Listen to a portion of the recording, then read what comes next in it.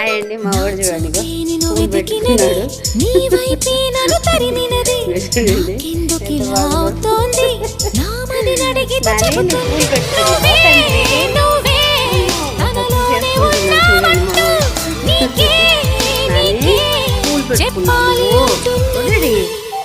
బాగున్నావు పూలు పెట్టుకుని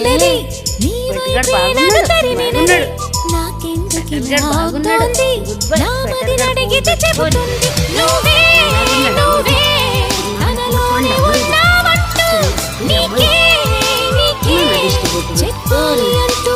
ఈరోజు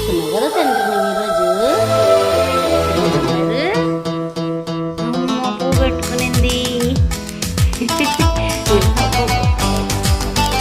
పువ్వు పెట్టుకున్నావా నాన్న?